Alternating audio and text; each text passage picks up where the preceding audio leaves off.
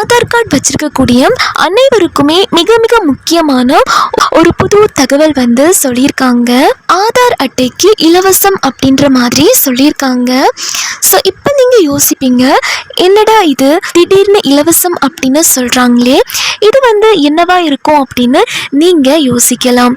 இது வந்து பார்த்தீங்க அப்படின்னா எலெக்ஷன் டைம் வந்து நெருங்கி வருது பார்த்தீங்களா.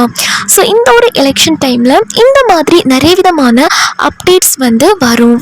நீங்கள் இப்போ தான் புதுசாக நம்ம டிடி தமிழ் அப்டேட்ஸ் சேனலை பார்க்குறீங்க அப்படின்னா இப்போவே சப்ஸ்கிரைப் பண்ணிக்கோங்க. அண்ட் கூடவே பக்கத்தில் வர பெல் ஐக்கானையும் கிளிக் பண்ணி ஆல் அப்படிங்கிற ஆப்ஷனை செலக்ட் பண்ணிக்கோங்க. ஸோ அப்போ தான் நம்ம சேனலில் போடக்கூடிய புது புது தகவல் உங்களுடைய மொபைலுக்கு உடனே நோட்டிஃபிகேஷனாக வந்து சேரும். அதாவது நம்ம எதிர்பார்க்காத வேளையில் அதிரடியான சில முக்கிய அறிவிப்புகள் வந்து வருங்க. அண்ட் அது மட்டும் இல்லாமல் ரேஷன் அட்டை அப்படின்னு எடுத்துட்டோன்னா எந்தெந்த வகை ரேஷன் அட்டைகளுக்கு இலவசம் கொடுக்குறாங்க அப்படிங்கிறதையும் நீங்கள் வந்து தெரிஞ்சுக்கணும். ஃபர்ஸ்ட், இந்த இலவசம் அப்படிங்கிறது ரேஷன் கார்டை பேஸ் பண்ணி கொடுக்குறாங்களா இல்லை ஆதார் கார்டை பேஸ் பண்ணி கொடுக்குறாங்களா அப்படிங்கிறதையும் நீங்கள் வந்து செக் பண்ணணும். அதுக்கப்புறம் இந்த ஆதார் அட்டை இலவசம் அப்படின்னு எடுத்துட்டோன்னா இதில் நீங்கள் தெரிஞ்சுக்க வேண்டிய சில முக்கியமான விஷயங்கள் வந்து இருக்குது. இந்த ஆதார் அட்டையில் என்ன விதமான இலவசம் வந்து கொடுப்பாங்க, அண்ட் இந்த இலவசத்துக்கு நம்ம என்ன பண்ணணும்.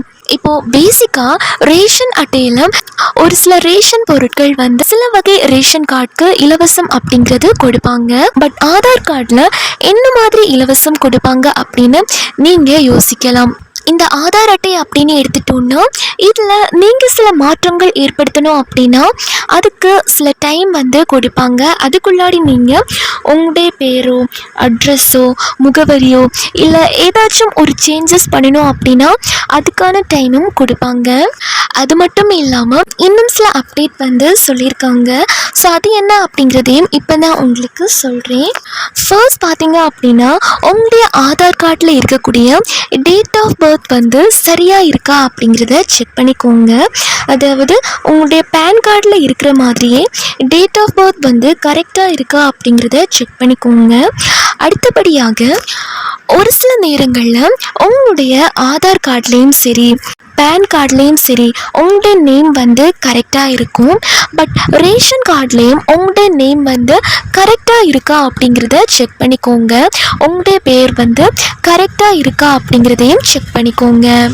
இப்போது ஆதார் அட்டையில் என்ன இலவசம் அப்படின்னா உங்களுடைய ஆதார் அட்டையில் ஏதாச்சும் சேஞ்சஸ் பண்ணணும் அப்படின்னா ஃபார் எக்ஸாம்பிளுக்கு name, date of birth, date, month, year, name, address, initial, இந்த மாதிரி நிறைய விதமான சேஞ்சஸ் வந்து இருக்குங்க.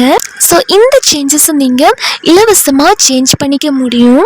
அதாவது இதுக்கு முன்னாடி இந்த சேஞ்சஸ் நீங்கள் பண்ணணும் அப்படின்னா 50 ரூபாய் கொடுத்து தான் பண்ணுற மாதிரி இருக்கும். பட் இப்போ இந்த சேஞ்சஸ் எல்லாமே இலவசமாக நீங்கள் சேஞ்ச் பண்ணிக்க முடியுங்க. அண்ட் இன்னொரு விஷயம் என்ன அப்படின்னா நீங்கள் 18 வயசு ஆகிறதுக்கு முன்னாடி திருமணம் பண்ணியிருந்தீங்க அப்படின்னா அட்ரஸ் சேஞ்ச் பண்ணணும் அப்படின்னா அட்ரஸ் சேஞ்ச் பண்ணுறப்போ உங்களால் அட்ரஸ் வந்து சேஞ்ச் பண்ண முடியாதுங்க.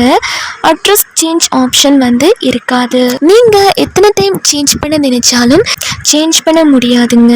இதுக்கு பார்த்தீங்க அப்படின்னா நீங்கள் திருமணம் பண்ணவங்களோட வயது வந்து குறைந்தபட்சம் 19 வயது தொடக்கம் இருக்க வேண்டும் அப்படிங்கிற மாதிரி சொல்லியிருக்காங்க. ஸோ இதுதாங்க இப்போதைய புது ரூல் அப்படின்னு சொல்லியிருக்காங்க. இந்த ஒரு ப்ராப்ளம் பார்த்தீங்க அப்படின்னா ஒரு சில பேருக்கெல்லாம் வந்திருக்கு. இப்போ இதுக்கு ஏதாச்சும் புது வழி இருக்கா அப்படின்னு நீங்கள் யோசிக்கலாம். இதுக்கு எந்த ஒரு வழியும் இல்லைங்க. ஒரே ஒரு வழி தான். 18 வயசு ஆனதுக்கப்புறம் திருமணம் அப்படின்னா அட்ரஸ் நீங்கள் சேஞ்ச் பண்ணிக்க முடியும். ஸோ இந்த ஆதார் அட்டையில் இருக்கக்கூடிய ஃபர்ஸ்ட் சேஞ்ச் என்ன அப்படின்னா ஆதார் அட்டையில் நீங்கள் டேட் ஆஃப் பர்த் வந்து சேஞ்ச் பண்ணலை அப்படின்னா உடனடியாக சேஞ்ச் பண்ண சொல்கிறாங்க.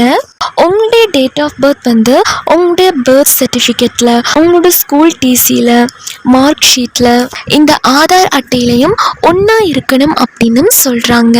சப்போஸ் இந்த ரெண்டுலேயுமே வெவ்வேறு விதமாக இருந்துச்சு அப்படின்னா மாற்றம் இருந்துச்சு அப்படின்னா இது வந்து கரெக்டான ஒரு ப்ராசஸ் கிடையாதுங்க. இதனால் ப்ராப்ளம்ஸ் வர்றதுக்கான சான்சஸும் இருக்குது. ஸோ டேட் ஆஃப் பர்த் வந்து ஆதார் அட்டையிலையும் அண்ட் பர்த் சர்டிஃபிகேட்லேயும் ஒரே மாதிரி இருக்கணும் அப்படின்னு சொல்கிறாங்க. ஸோ அப்போ தான் உங்களுக்கு பெனிஃபிட்ஸ் அப்படின்னும் சொல்கிறாங்க. நெக்ஸ்ட் விஷயம் என்ன அப்படின்னா, உங்களுடைய ஃபோன் நம்பர் வந்து கரண்ட்டில் இருக்கா அப்படின்னு செக் பண்ணிக்கோங்க. ஃபோன் நம்பர் வந்து அப்டேட்டில் இல்லை அப்படின்னா அதையும் நீங்கள் கரெக்ட் பண்ணிக்கோங்க. அவ்வளோதாங்க. இந்த ஒரு அப்டேட் தான் இப்போ புதுசாக வந்து சொல்லியிருக்காங்க.